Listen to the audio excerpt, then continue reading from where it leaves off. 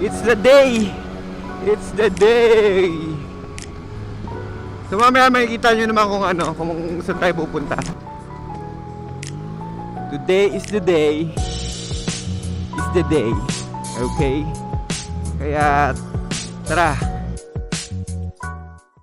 Hello, hello. Good morning again. We're back in another video, guys.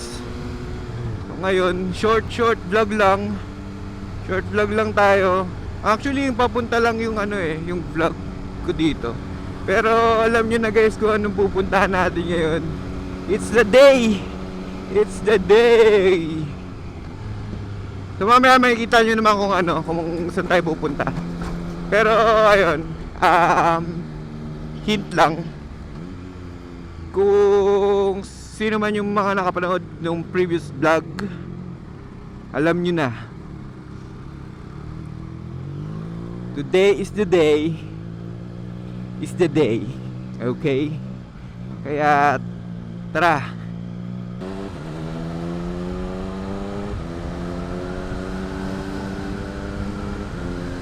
Grabe, no? Diretso naman yung scooter pero binusunahan niya.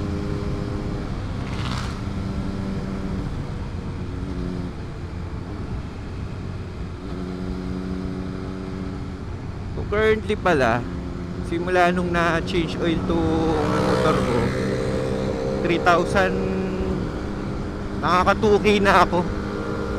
Pero yung suggested na ano neto, na change oil neto ulit is 5,000.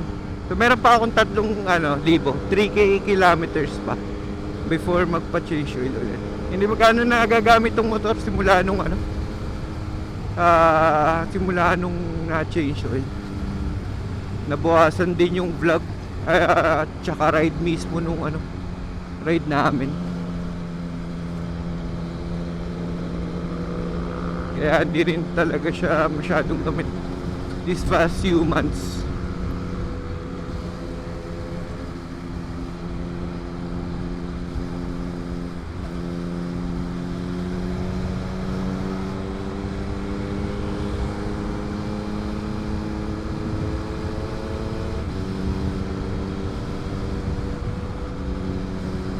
So yun guys, balikan ko na lang kayo pagka nandun na tayo sa pupuntahan natin.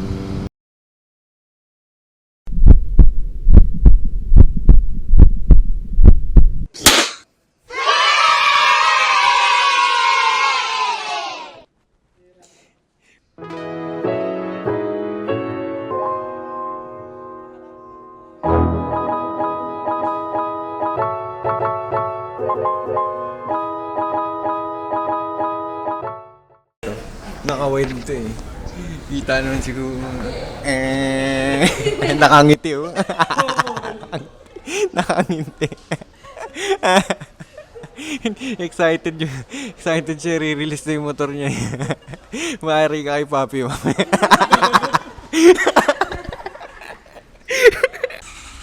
Simula na, binuksan na. Start na guys.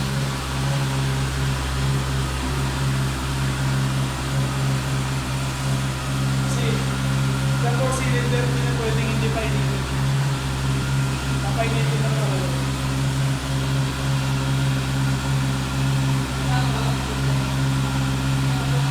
Unang bukas.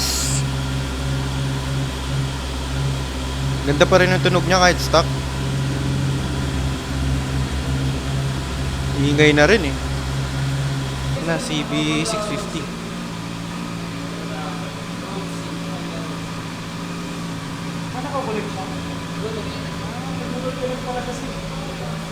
So may app na dina-download. Honda Racing?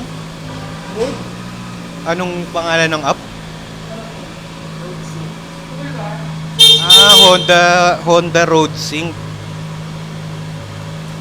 So may app na ginagamit siya para sa i-connect sa mismong unit.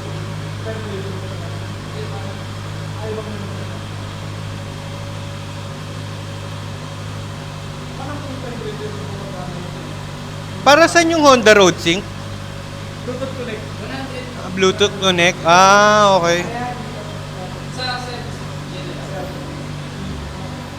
mako-connect yung ano, Bluetooth connect ko. dito sa TFT? Ah, okay. Tapos magagalaw mo yung mga music mo? Yun lang hindi ko alam. Yung 7 mo. Sarap. Hindi na. Gumana na. Hindi na. Hazard ko. Yun. Working. Honda talaga. Nakabukas nga yung harap talaga. Oo. Parang rebel doon. Standard po. Ay, ito po. Parang rebel. Ah, Dual contact.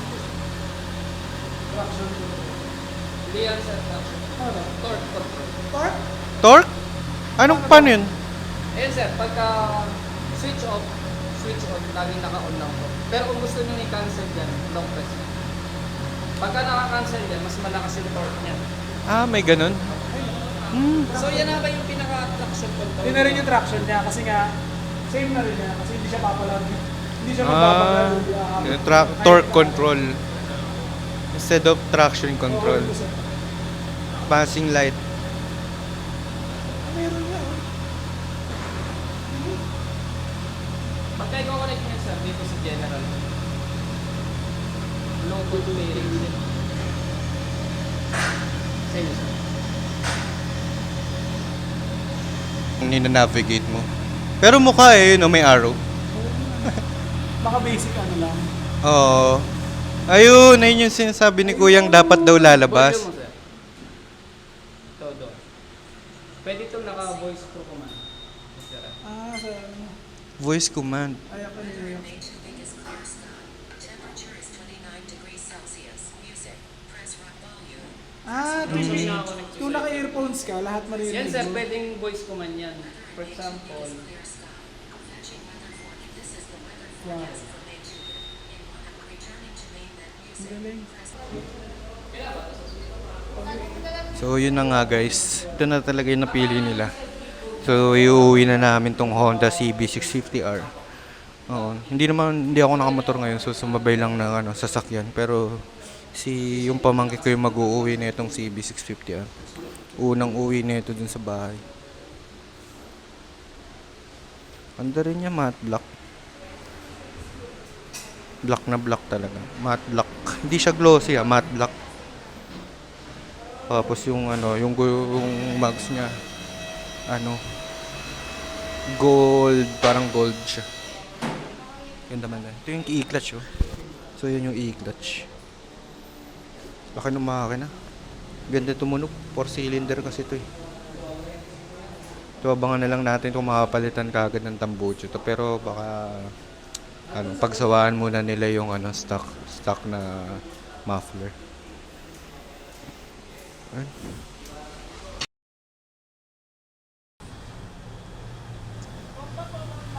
Bomba, sir. Bomba po. Bawal pala bumamba basta-basta kasi e-clutch.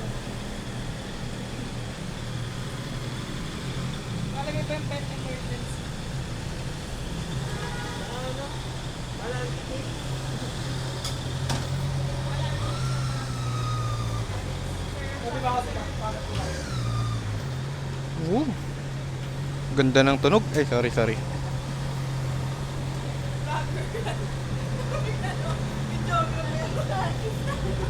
Dahil videographer, vlogger ka. Hawakan mo. Responsive. Uy, grabe. Walang delay.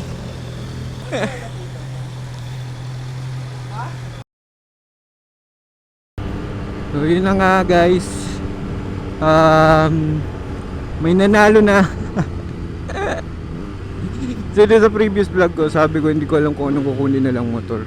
Pero ngayon, ayun, nakapag-decide na sila na CB650R talaga yung kunin. Main reason kung bakit talaga nila gusto yung CB650R eh. Bukod dun sa e-clutch, gusto kasi nila ng inline 4 na motor. So pinagpipilian talaga nila originally C900 or CB650R. 'Di ba? So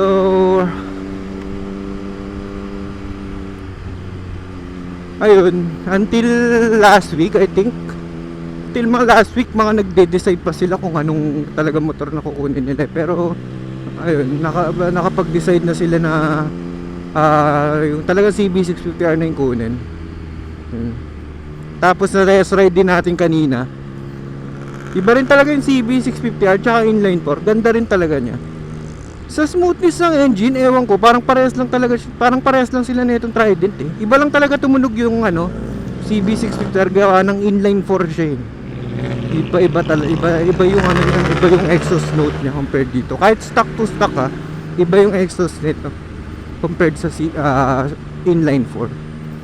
So ito medyo medyo matining yung exhaust note ng triple ng inline 3. Yung inline 4 more on buo yung tunog niya, bassy.